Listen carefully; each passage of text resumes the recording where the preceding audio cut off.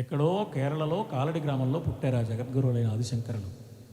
చిన్న వయస్సులోనే తండ్రి గతిస్తే మరి చాలా చిన్న వయస్సులో సన్యాస దీక్ష తీసుకుని అమ్మ అనుమతితో దేశం మీదకి వెళ్ళిపోయారు.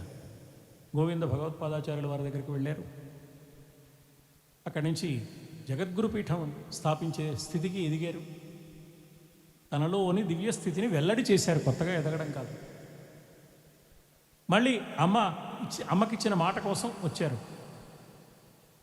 ఇలా ఇంత విస్తృతమైన జీవితాన్ని గడిపిన మహానుభావుడు, సర్వసంగ పరిత్యాగ దీక్షలో ఉన్న మహానుభావుడు ఇంత అద్భుతమైన భావనతో కూడిన కవిత్వం చెప్పడం సాధ్యమా?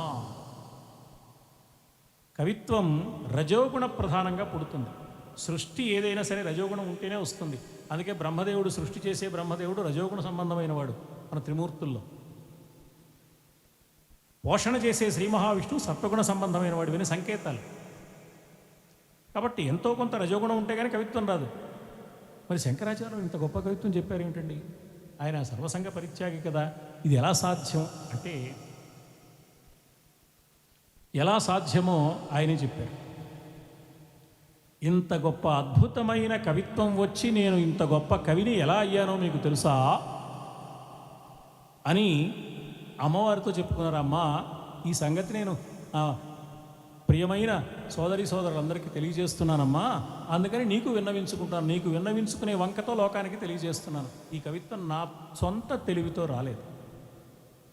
మనం చిన్న బొమ్మ వేస్తే కింద పేరు రాసుకుంటాం, 4 వాక్యాలు రాస్తే కింద పేరు రాస్తాం. పొరపాటున ఎప్పుడైనా పత్రికాధిపతులు వ్యాసం రాసి కింద మన పేరు అచ్చు వేయకపోతే తగాదా పడతాం. నా పేరు లేదేమిటి. కానీ భగవంతుడు చూడండి ఎంత అద్భుతమైన సృష్టి చేశాడు. కొండలు, గుట్టలు, నదులు, లోయలు, మైదానాలు, పీఠభూములు, ఎంత అందమైన ప్రకృతి. ఎక్కడన్నా భగవంతుడు ఒక్క చోట తన పేరు రాసుకుని ఇది నాది అన్నాడా? ఎక్కడ సంతకం చేశాడా?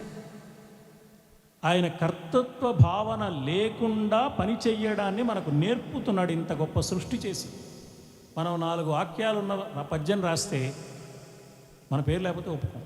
ఈ పద్యం నాది, నా పేరు ఎందుకు రాయాలా? వీడే సొంతంగా ఆ పదాలు వీడే పుట్టించినట్టు, వీడే కనిపెట్టినట్టు. ఇది మానవ నైజము యొక్క లక్షణం.